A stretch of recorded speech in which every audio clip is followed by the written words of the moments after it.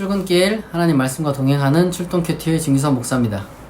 오늘 우리가 함께 묵상할 말씀은 로마서 14장 1절에서 12절입니다. 제가 낭독하겠습니다. 믿음이 연약한 자를 너희가 받되 그의 의견을 비판하지 말라. 어떤 사람은 모든 것을 먹을 만한 믿음이 있고 믿음이 연약한 자는 채소만 먹느니라. 먹는 자는 먹지 않는 자를 업신여기지 말고 먹지 않는 자는 먹는 자를 비판하지 말라. 이는 하나님이 그를 받으셨음이라. 남의 하인을 비판하는 너는 누구냐? 그가 서 있는 것이나 넘어지는 것이 자기 주인에게 있음에 그가 세움을 받으리니 이는 그를 세우시는 권능이 주께 있음이라. 어떤 사람은 이 날을 저 날보다 낮게 여기고 어떤 사람은 모든 날을 같게 여기나니 각각 자기 마음으로 확정할지니라. 나를 중히 여기는 자도 주를 위하여 중히 여기고 먹는 자도 주를 위하여 먹으니 이는 하나님께 감사함이요 먹지 않는 자도 주를 위하여 먹지 아니하며 하나님께 감사하느니라. 우리 중에 누구든지 자기를 위하여 사는 자가 없고 자기를 위하여 죽는 자도 없도다. 우리가 살아도 주를 위하여 살고 죽어도 주를 위하여 죽나니 그러므로 사나 죽으나 우리가 주의 것이로다. 이를 위하여 그리스도께서 죽었다가 다시 살아나셨으니 곧 죽은 자와 산 자의 주가 되려 하심이라. 네가 어찌하여 네 형제를 비판하느냐? 어찌하여 네 형제를 업신여기느냐? 우리가 다 하나님의 심판대 앞에 서리라. 기록되었으되 주께서 이르시되 내가 살았노니 모든 무릎이 내게 꿇을 것이요 모든 혀가 하나님께 자백하리라 하였느니라.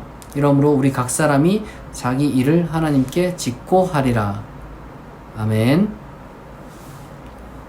오늘은 이 사도 바울이 신앙의 다양성을 가진 어떤 그 사람들의 모임이 어떤 식으로 굴러가야 가장 아름다운지 거기에 대해서 이야기를 해주고 있습니다. 사실 로마 교회에 있는 사람들은 굉장히 지적 수준이 높아요. 그러니까 다른 어떤 그 헬레니즘 어떤 그 지역들도 당연히 이제 수준이 높겠지만 로마는 특히나 이제 수준이 높은 지역이었단 말이죠.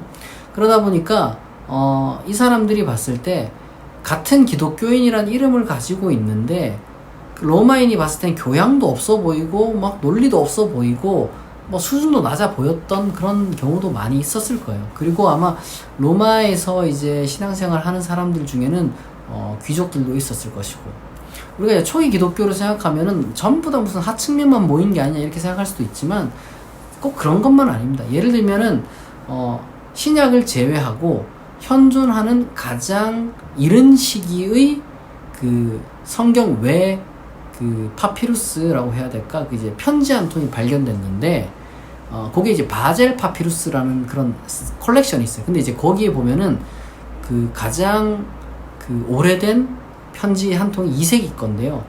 그 사람 그 편지를 보면은 진짜 그냥 자기 가족한테 보내는 편지인데 그 내용에 보면은 그냥 뭐 간장 소스 얘기하고 막 그래요. 이제 그러니까 뭐 정말 일상적인 편지인데, 근데 그 사람이 귀족들이거든요. 그러니까 2세기경에 예수 믿는 사람들이 서로 이제 가족끼리 주고받은 편지인데 이 편지를 쓴 주체가 귀족이었다는 거죠. 그러니까 그걸 통해서 우리가 이게 초기부터 몇몇 귀족들도 이 기독교인 공동체 중에 있었구나라는 걸 우리가 알 수가 있습니다. 그러니까 기독교가 이제 뭐 박해를 받고 뭐 이런 어떤 그 이미지는 조금 뭐랄까 시대적으로 잘 구별을 해야 돼요, 사실 우리가. 그러니까 로마 황제들 중에 그 기독교에 대해서 어떤 그 박해를 가했던 사람도 분명히 있습니다. 예를 들면 디오클레티아누스 황제 같은 사람도 있고 하고, 그리고 또 로마의 이제 네로가 이제 뭐 대화제가 일어났을 때 이거 기독교인이 불지른 거 아니냐 뭐 이런 식으로 이제 해서 뭔가 좀 일을 하여튼 좀 수습하려고 했던 그런 경우도 있는데, 중요한 것은 로마인들 중에 상류층도 아마 초기 기독교인들 중에 몇몇은 있었을 것이고, 로마 교회 공동체는 특히나 더 그랬을 확률이 높습니다. 어쨌거나 중요한 것은 그런 사람들이 가지고 있는 신앙이라는 것이 확실히 조금 뭐 교양적이었을 거예요. 굳이 표현하자면 교양이라는 표현도 어떻게 써야 되는지 좀 애매모호하긴 한데, 제가 드리고 싶은 말씀은 그 사람들이 가지고 있는 이 신앙이 약간 좀 뭐랄까 교만할 수도 있었다는 겁니다. 중요한 건. 그러니까 그 사람들이 봤을 때는 음식 먹는 게 뭐 그렇게 신앙이 중요하냐 이런 생각을 했을 거예요. 근데 이제 어떤 사람들 입장에서는 이게 먹는 걸로 벌 받을 수 있다고, 이거 먹으면 벌 받고 이거 하면 안 되고. 그러니까 뭐 한국식으로 따지자면 뭐 술 담배랑 똑같은 거예요. 뭐 그게 뭐 건강 차원을 이야기를 하는 게 아니라 완전 하나님께서 싫어하신다는 차원으로 그런 사람들이 이제 분명히 있단 말이에요. 근데 그에 비해서 지금 때가 어느 때인데 뭐 술 담배 이야기 하냐, 예수 믿는 거랑 도대체 그게 뭔 상관이 있다고, 뭐 이런 식으로 이제 하는 두 입장이 있는데, 사실은 이런, 그러니까 술 담배로부터 자유로운 사람들이 조금 더 뭐랄까 관용적인 어떤 신앙생활을 할 수가 있잖아요. 좀 표현이 자유로운 신앙생활을 할 수 있잖아요. 그리고 이제 나름대로 논리도 있어요, 사실. 그런데 그렇다고 해서 뭐 술 담배 안 하는 기독교인들을 무시하면 되느냐? 안 된다는 거예요. 이때는 이제 그 시장에서 사는 어떤 그 고기들이라든지 이런 것들이 이제 기본적으로 어떤 제사 한번 지내고 이제 시장에 내놓는 것들이 많았단 말이에요. 그러다 보니까 이제 도저히 이런 거 못 먹겠다 해서 채소만 먹는 사람도 있었다는 거죠. 근데 로마인들이 봤을 때 그게 뭐냐 이런 생각이 들고, 또 어떤 그 사람들 중에는 이게 특별히 이 안식일을 더 지켜야 된다. 그게 유대인의 관점이죠. 그러니까 유대인의 어떤 그 문화를 완전히 벗어나지 못할 수밖에 없는 유대 기독교인이 있었어요. 근데 이제 비유대 기독교인 혹은 뭐 이방 기독교인 눈에 봤을 때는 도대체 그게 뭐가 의미가 있냐, 모든 하루하루가 다 하나님께 감사해야 되는 날인데, 그러니까 이런 식으로 생각을 한단 말이에요. 근데 중요한 것은 이러한 대립 중에 누가 누구를 무시하고 누가 누구를 정죄하고 이건 잘못됐다는 거예요. 왜냐하면 결국에는 뭐 술을 마시건 마시지 않건, 뭐 안식일을 지키건 지키지 않건, 결국에는 뭐 하나님 안에서 조금 더 잘 살아보겠다고, 그렇게 신앙생활 잘 해보겠다고 그렇게 하는 거란 말이에요. 그런데 왜 서로 정죄하고 비판하고 그러냐? 그러니까 서로 하지 말라는 거예요. 서로. 그러니까 술 담배 안 하고 이제 뭐 그런 사람들 입장에서는 술 담배 하는 사람들이 뭐랄까 기준도 없고 제 멋대로 신앙생활 하는 놈들이다, 이렇게 이야기를 하고, 술 담배 하는 사람들은 뭐 한다고 해서 이제 그 사람들이 막 거기에 막 니코틴 중독, 뭐 알코올 중독자라는 얘기가 전혀 아니죠. 그냥 이제 해도 그만 안 해도 그만인 사람들, 그런 사람들이 봤을 때는 저 완전 무슨 근본주의처럼 그냥 강박적으로 저렇게 신앙생활 하냐, 이렇게 하지 말라는 거예요. 다 똑같이 하나님 안에서, 주님 안에서 다 형제 자매고 서로 이제 주를 위해서 살겠다고 하나님 믿겠다고 모인 사람들인데, 그거는 교회에 전혀 건강하지 않아요. 어떤 사람들은 또 그래요. 이제 뭐 교회 내에서 예를 들면 방언을 한다. 로마 교회는, 로마서에는 방언 얘기가 하나도 안 나오죠. 그러니까 이제 뭐 근데 고린도 교회는 방언이 너무 중요한 이슈였단 말이에요. 그러니까 이제 그런 걸 따지면은 이게 뭐 교회 내에서 누구는 방언하고 누구는 방언 안 하고 뭐 이걸 가지고 또 방언이 있네 없네, 은사가 있네 없네, 이런 거 가지고 좀 티격태격 그만하라는 얘기예요. 있다고 생각하는 사람들이 있다고 생각하면 되고, 없다고 생각하는 사람들은 없다고 생각하면 돼요. 이제 물론 요즘은 이제 또 교회가 커가지고 그냥 은사 있다 하면 이제 은사 있는 교회 가면 되고, 은사 없다 그럼 은사 없다 하는 교회 가면 되긴 하는데, 사람 마음이라는 게 안 그렇죠. 그리고 또 사람 모임이라는 게 고정된 게 아니라 또 누구는 들어왔다가 나가고, 이제 그렇게 하다 보면 생각 다른 사람도 들어올 수도 있단 말이에요. 그러니까 단순히 생각 맞는 사람들끼리 모이면 되는 거 아닙니까? 라고 하면 안 되는 게, 왜냐하면 이 공동체라는 게 딱 고정된 인원만 있는 게 아니라 유동적이거든요. 유동적. 또 사람 생각이라는 것도 유동적이고, 중요한 것은 서로를 뭐랄까, 그러니까 내 신앙을 바꿔야 되는 게 아니라, 상대에 맞춰서 내 신앙을 바꾸는 게 아니라 내 신앙 그대로라도 상대방을 있는 그대로 인정할 수 있는 그러한 서로, 그리고 이제 서로 그렇게 인정할 수 있는, 그게 진짜 훌륭한 신앙생활이라는 거죠. 그게 진짜 훌륭한 신앙생활. 중요한 것은 하나님이 다 보고 계신다. 또 사도 바울이 그런 얘기를 합니다. 어찌하여 네 형제를 비판하고 업신여기느냐. 다 우리가 하나님께 심판대 앞에서 네 뭔 얘기했냐 한번 다 이렇게 고백하는 순간이 온대요. 저는 사실 이미 내뱉은 말과 글이 너무 많아가지고 좀 이렇게 다 안 했으면 좋긴 하겠는데, 근데 이제 실제로 한다 안 한다 이런 문제가 아니죠. 그만큼 함부로 뭐랄까 말하지 말라. 사실 저도 이걸 잘 못했어요.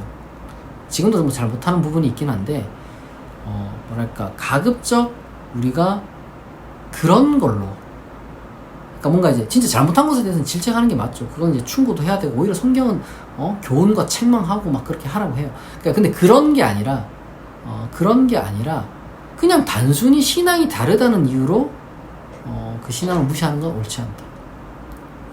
우리가 이제 윤리적으로 확정 지을 수 없는 것들이 있습니다. 그런 것들에 대해서 우리가 함부로 말을 할 수가 없죠.